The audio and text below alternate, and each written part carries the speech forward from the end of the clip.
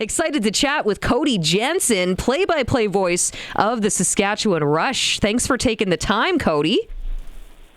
Hey, happy to be here. Well, you have a busy week ahead of you, Cody, with obviously the regular season getting underway on Saturday for the Saskatchewan Rush in Saskatoon. I wanted to get your take on this, though. After a close exhibition loss to the Roughnecks and now the rematch, despite, the 5-goal night from Robert Church, how would you assess the team's readiness for the regular season home opener?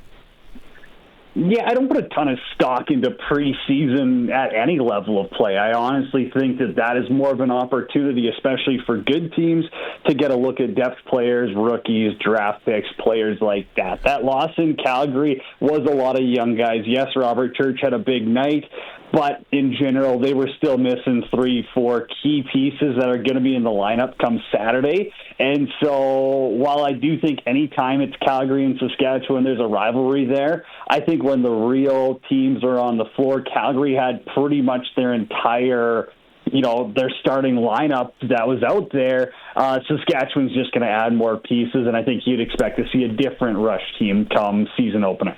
Well, yeah, this is when it really counts towards the standings, right? I'm curious to get your take on what narrative or maybe storyline you're going to be leaning into with the season opener. Is there a player to watch or other guys that maybe we're sleeping on? Definitely the storyline just comes down to, was the team satisfied to get to the finals, or is the bar going to be set higher? And I think that obviously that's, a lot of buzz phrases, stuff guys want to talk about preseason. Hey, we're not satisfied with the way last season went down. Well, it's one thing to say that in the offseason. I feel like every team that loses in a league championship would say that. It's another thing to come back and go and win a championship. And so I think the team bringing back the majority of their rostered players, you're looking at an entire 17-man unit that could be the exact same as game number 3 in the NLL championship last year where the Rush lost to Buffalo. So you're not going to have any talks about, is the chemistry going to be there? Nope, that should be there from night one. You got your starting goaltender back. You got your top 5 scorers back. You got your top 5 defenders back. They've got all the tools they need. It comes down to execution. And, you got to be pretty sharp every single night in the NLL to win. You don't have to be perfect every single week, but you can't take too many off. What allowed this team, Cody, to take the next step last season? They were kind of scuffling a little bit, and then all of a sudden they turned it on. They found a way to get hot. They really had a sensational regular season, and then, like you say, it culminates in a berth in the league final. What allowed this group to progress as they did last year? 2 words, one guy, Frank Scigliano. This team hasn't had a starting goaltender play at that level since Evan Kirk back in 2018. And so when you've got someone night in, night out between the pipes who's kicking and giving your team a puncher's chance, you're going to be really dang hard to beat in the National Lacrosse League. And I think Frank Scigliano was a huge part of that. The other aspect comes down to depth. Instead of having one player with 100 points, 120 points, their top 4 scorers were all between 74 and 72 points. That's incredibly close. You've got 2 righties, you've got 2 lefties. When you've got a balanced attack, that is where teams really can't just stick their top defender or 2 on your top players, because you've got multiple weapons to watch out for. Did the Rush put the league on notice last year in the fact that nobody is going to take them lightly this year? Yes, I would absolutely agree with that, because I do think teams were starting to take Saskatchewan lightly after the previous seasons, where Saskatchewan is right around that fringe of almost a playoff team, kind of in rebuild mode, somewhat retool mode, and then all of a sudden you jump out the gun and you're tied for first place in the league. Arguably should have been first place, didn't have the tiebreaker against Buffalo after a collapse at home in the regular season.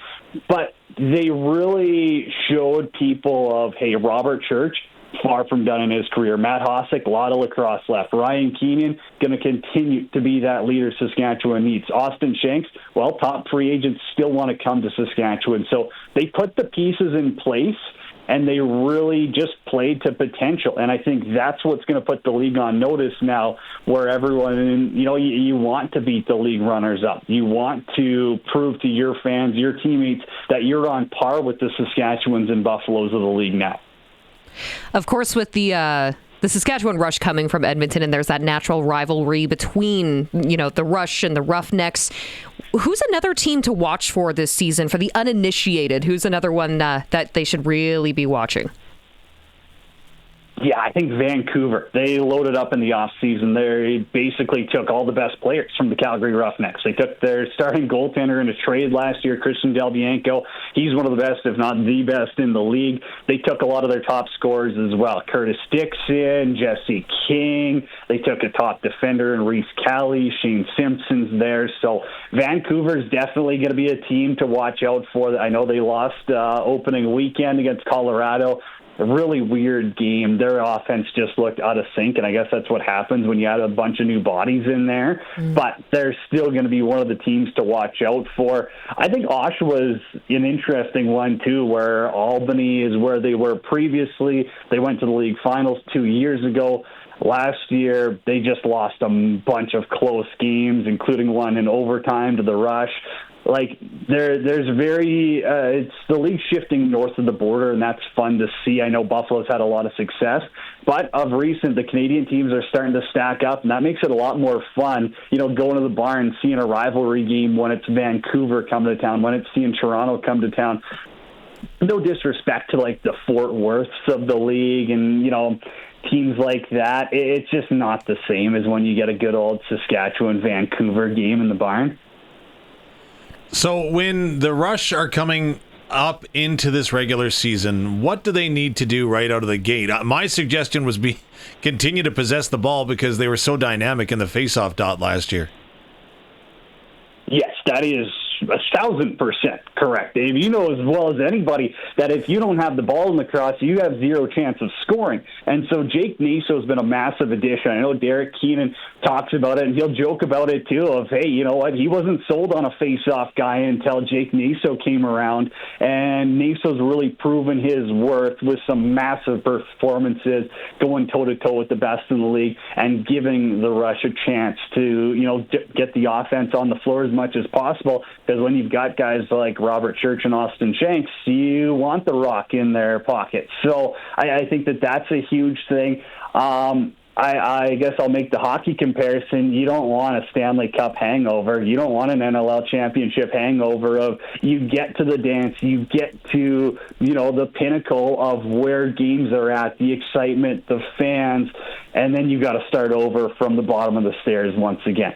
Right, and so sometimes teams can get a little bit sluggish, being like, I wish we were back in those meaningful games like Game 3 of an NLL Finals. You still got to get back there. In this league, top to bottom, the parity is second to none. So you really cannot start sluggish. Tell me a little bit about the dynamic that is the Saskatchewan Rush right now, because Derek Keenan has been with the team since they relocated in 2015 from Edmonton to Saskatoon. And then, of course, Jimmy Quinlan was a head coach at one point. He is now a co-head coach with Derek Keenan, who's also got the general managers and co-head coach hat on. There was Jeff McComb that was in there as well a little bit.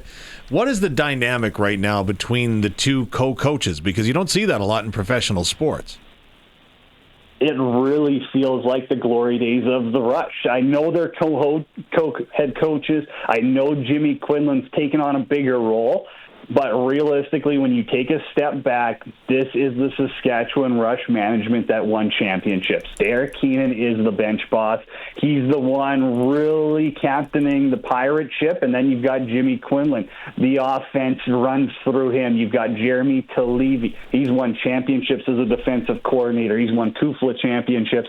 He's the one masterminding the defense, and you've got that ability where the players on the floor resemble their coaches off the floor, and it's that leadership role. It's having veteran guys like Matt Hossack, Mike Messenger, Holden Garland out the back gate that hold everyone accountable. You think about the glory days. You think about Chris Corbeil, Ryan Dilks, Jeff Cornwall, Kyle Rubish, right? You had those leaders on the floor that matched the leaders off the floor. And listen, you got Derek Keenan on the bench. He's 5 wins away from 300 all-time. No coach in lacrosse history's ever done that. You just have a lot of trust that goes both ways. Players coach, coach players. And I think that dynamic is so important where It's a little bit different when you've got guys who have been there, done that. I think about the offense. Church has a championship. Austin Shanks has a lot of experience in the league. Ryan Keenan has a championship. They saw how things were when a team is winning, and now they're instilling that in a lot of the young guys, the Brock Haleys, the Zach Manns, the Levi Andersons, the Josh Zawadas. The next generation is all coming up and being raised the right way, and that's why this team is seeing success on the floor. Cody Janzen, the voice of the Saskatchewan Rush, is our guest. The countdown to the regular season opener Saturday night at SaskTel Center against the Calgary Roughnecks is on.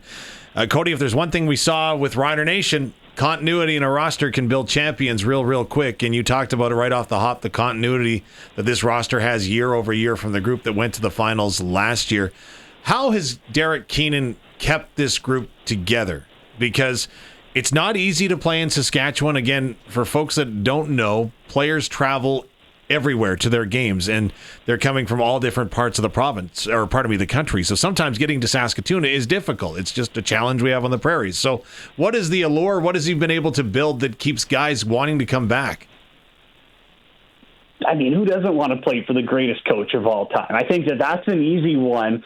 And it just always feels like you're in the fight when you're in Saskatchewan. But I think if you want to take 10 steps backwards, it's an organization as a whole. It still is the Saskatoon Entertainment Group putting the resources in to move players to Saskatoon, saying, hey, do you want to live in Saskatoon? Do you want to be a part of the community? We'll make sure you got a place to stay. We'll make sure you've got some work, employment while you're here, opportunities to make some extra money. We'll make sure that, hey, you've got the best training possible. Or you want to fly in from wherever you are because you're Austin Shanks, you're a firefighter in Toronto.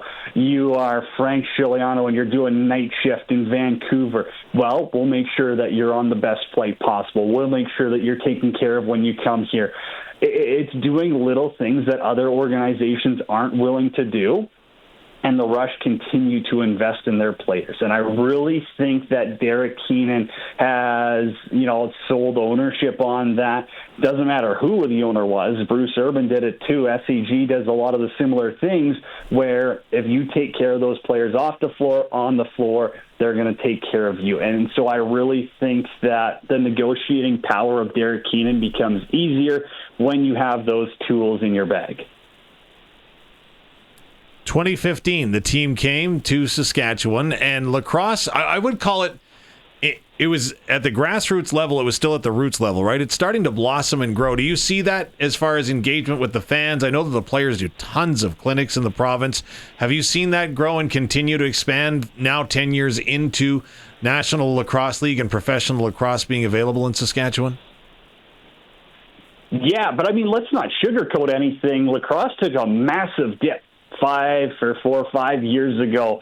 With the stoppage in the world, it really did affect lacrosse numbers. That momentum that the Rush had spent 4+ years building up completely hit a wall when lacrosse wasn't able to be played for a year and a half, 2 years. That's tough to recover from. But what I will say is there's amazing people in this province that have helped bring the game up along with the Rush. Yes, the players, the coaches, the staff, they do an awesome job of getting around. But you're seeing the game itself grow because of the people at the minor lacrosse levels. I'll just pick out a couple at the junior lacrosse level. Right there in Regina, you've got Dave Lenz and the Queen City Kings. They are the premier junior B Tier 1 franchise in almost Western Canada, the way they run things, and just a phenomenal team of up-and-comers in Regina. You've got Lucas Wells and Prince Albert. The Predators are back-to-back Western Canadian champs. They just continue to dominate in the junior B circuit in Canada. So you also are seeing those programs that 5 years ago weren't even competitive because they didn't get the boost right away that have now brought the game back. And now you're seeing those minor lacrosse numbers grow because top to bottom, yes, the Rush did really good last year, and that is excitement, that entertainment brings more eyes to the game of box lacrosse. But you're also seeing it at younger levels, the minor levels, the junior levels, where that type of success gets kids more interested, because if you are a 7-8-year-old lacrosse player in Regina and you go to your local summer ball game and you see the Queen City Kings winning playoff games, packing the Al Ritchie, just, they're putting on a spectacle year round, I think that helps get more youth involved. That's really what's growing the game here, is the 12 months of box lacrosse, not just 5. Well, and I will say, Cody, first time I ever took in a Saskatchewan Rush game up in Saskatoon, it felt like a party. That has got to be contributing a little bit to the success of this league in this province, right? Because it really is truly an atmosphere. It's like going to a Rider game. It is that quality level of entertainment. Yeah, it's crazy. It is. And a party is the nicest thing you could say about it. It's fun. I mean, if you want the music blasting, if you want to go and indulge in a couple of beverages, if you want to see the fastest game on 2 feet, the hits, the fights, the goals, the saves, it has everything and more. And I think that there's no better bang for your buck than a Saskatchewan Rush game. I mean, you can get in the door for $20. You see it down there, too, where you can get into Rider games for cheap in the regular season, and that entertainment value is second to none. I truly believe that the Rough Riders and Rush, when it comes to the entertainment factor, there's no one even close in the province doing what they're doing. And so you've got the pro sports teams really investing in that environment, that fan culture. That's the best part about sports, is seeing the fans enjoy it. The players feed off of it. But when you're seeing people leave after a Saturday night game going, that was awesome, I got to get back here next week or when the next game is, that's what sports is all about. All right, Cody Janzen, we are going to talk hockey in a second, but I've got 2 quick questions, and I know that they said there was not going to be a test at the end of this. There is a test at the end of this. Uh-oh. Question number 1, this is the most important one. Should CFL players and the CFL disclose their salary? Player salary. Yeah, 100%. Ha! Got another person sided with me.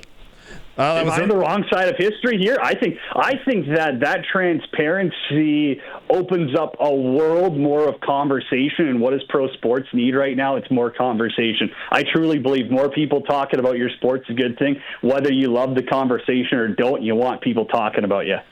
All right. So now that we got the wrong answer out of the way, let's Okay. No, it was the right one, Cody. Let's You're move fine. to the right one. The Saskatchewan Rush will be successful in the 2025-2026 NLL season if blank. Fill in the blanks.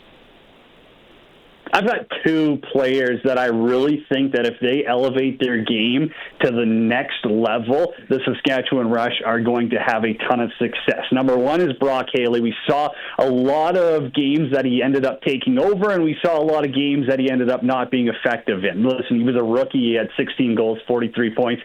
I think those numbers should be closer to 70 points next year, and if he does that, the Saskatchewan Rush offense is going to be Tier 1 in the National Lacrosse League. And out the back gate, Jake Boudreau. He should be Transition Player of the Year. He should be the best defender in the league. And he has the opportunity to put up 40-plus points and be an effective weapon at both sides. So I think if those 2 have a great year, the Saskatchewan Rush have a good chance to win a championship. That was the right answer. So you're 50% on the year. How'd it go? I'll tell you, hey, some of my teachers in elementary school would have loved me to be around 50%. A win is a win. There you go. Right, Dave? Done deal. So let's talk a little bit of hockey while we still have you here, Cody. Saskatoon Blades. They just snapped their 3-game losing skid. They do have a game in Manitoba tomorrow. And then, of course, they're going to be playing the Regina Pats this weekend. What's standing out to you about their season so far? A lot of ups and downs, right? That's junior hockey. That's one of my wheelhouses too, is that anytime you are, watching, playing, seeing junior hockey, teams are going to go through crazy swings. I think at the start of the season, obviously, they came out just punching in full force, and now they're struggling to find their footing a little bit. I feel like that happens to the best of teams in the game, but I do believe it comes down to simplifying things. And, Doss is going to be worrying about that in Sask or in Stoon with just like, hey, how do we lock down the defensive side of the ice here? Because to start winning games, you got to keep the puck out of your net. And I don't think you can point the finger at one individual on that team. It's going to come down to a collective effort. And again, if they can minimize those goals against, I truly believe they still have an offense to keep them in games. Obviously, losing some pieces with World Junior time coming up here is going to affect everyone. But for the Blades, first and foremost, you got to keep the puck out of your net.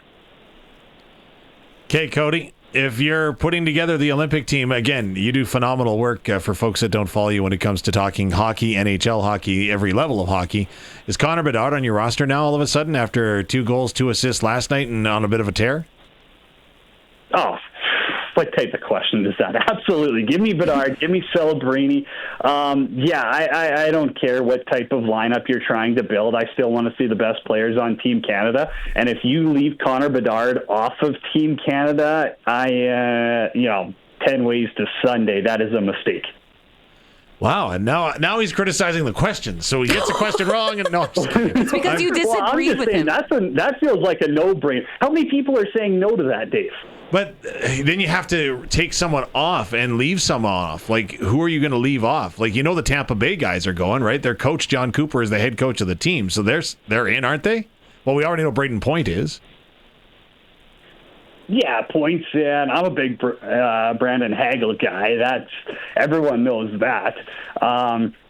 There's a couple other pieces that I think I would truly consider.